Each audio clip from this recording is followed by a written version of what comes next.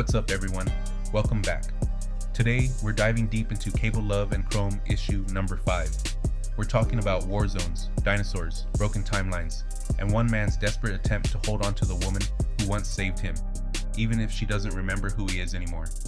Stick around, because I'm breaking down everything.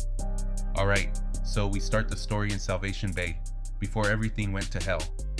Cable sits across from Commander Avery Ryder in a dimly lit bar. The music's soft, the atmosphere's warm, and for once in his war-torn life, Cable feels peaceful. You see, Cable's lived his entire existence knowing tomorrow isn't guaranteed. The techno-organic virus coursing through his veins, it's been his death sentence since day one. Every sunrise is borrowed time.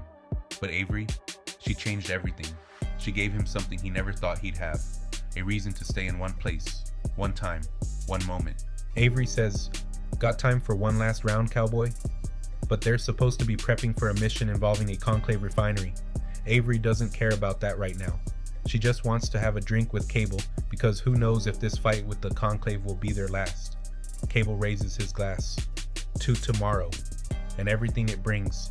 Fast forward to the present, and Cable's world has shattered. His worst nightmare has come to life. So here's what happened. Cable tried to save Avery's life by splicing his techno-organic virus with hers, but instead of saving her, he turned the woman he loved into something terrifying, a killer calling herself Cicada. Now Cable is standing in an abandoned facility, steel walls humming with unstable energy. Across from him stands Avery, but she's not Avery anymore. Her eyes are colder than the vacuum of space, and when she speaks, it's with the voice of someone who's seen and lost too much. Avery says, "Protect me? From what? Summers? The truth? You always chose the bigger picture over the greater good.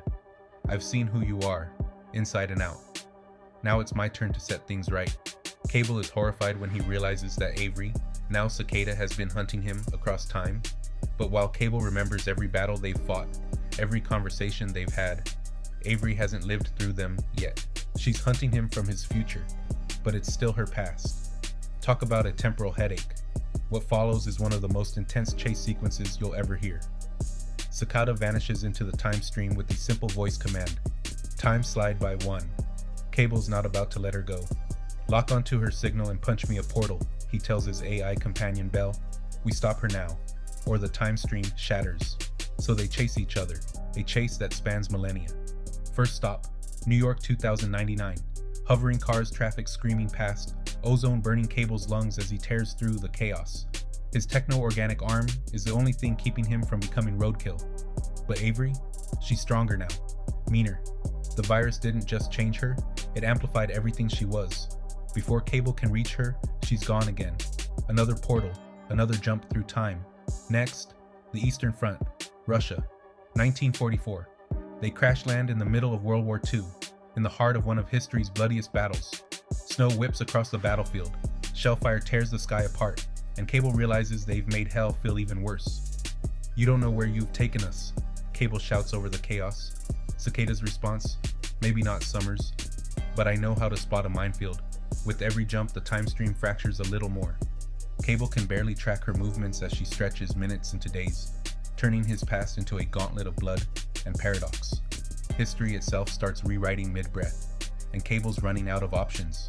They end up 72 million years in the past, in the age of dinosaurs. Because why wouldn't a time-traveling love story end up in the Jurassic period? Cable stumbles into view, beaten and desperate. This is his last chance to reach Avery. "Please, Avery, just listen," he begs. "You've got every reason to hate me, but I swear on my daughter's soul, I never meant to hurt you. I'm sorry, Commander.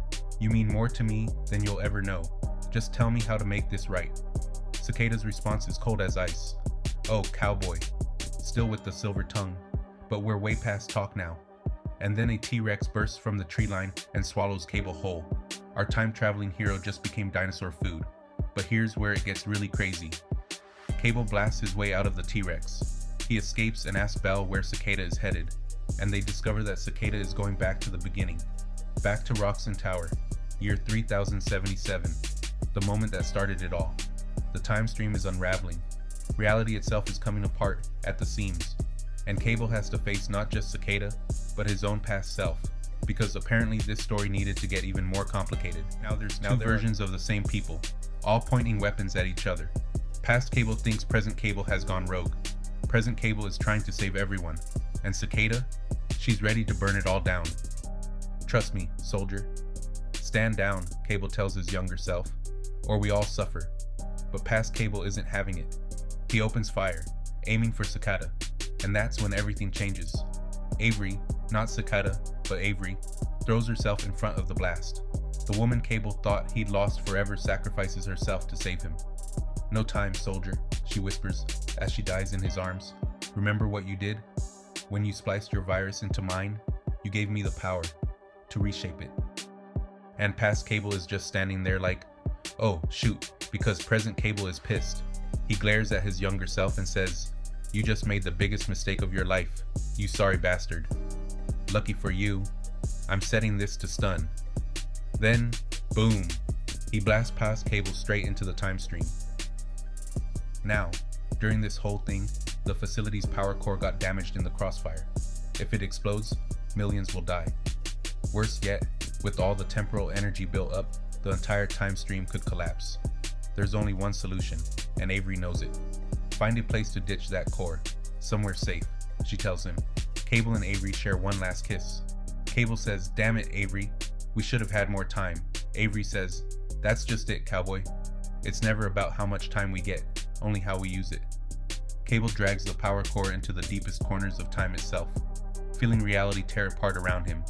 The virus claws at his mind, but all he can think about is her. Every moment they shared, every word, every touch. He falls across centuries, but Avery's memory holds him together until everything dissolves into light. When Cable wakes up in a hospital, he's done the impossible. He's saved Salvation Bay, reset the timeline, and he basically fixed everything. And then the door opens. Avery walks in, alive, but it's not the Avery Cable knew. For one shining moment, Cable thinks he's won. He's saved her and kept her. But then she speaks. Easy there, cowboy. You look like you've been through hell. Cable says, Commander, you're still... But Avery interrupts him and says, I'm sorry, soldier. I think you've mistaken me. I'm Dr. Avery Ryder. Do we know each other? And there it is, the price of victory. The core never landed in Salvation Bay, so the virus never spread. Without the virus, they never met. Avery got her second chance at life, but Cable can never be part of it. Whoever she was, she must have meant a lot to you, Dr. Avery says, seeing the pain in his eyes. Cable's final words sum up everything. You're not wrong, Doctor. But she would have been the first to say, it's not how much time we get, only what we do with it. The ultimate question, what would you sacrifice for someone you love? Your happiness, your memories, your very existence in their life. Cable made that choice. He's a man running out of time, but he promises to make every second count, even if those seconds can never include the woman who made him want to live forever. Sometimes the greatest act of love is letting go. Sometimes saving someone means losing them completely. And sometimes that's the only choice a hero can make. So what do you think? Could you make the same choice Cable had to? Drop your thoughts in the comments. And if you enjoyed this breakdown, make sure to hit that subscribe button for more comic book stories. Thanks for watching, and until next time, peace.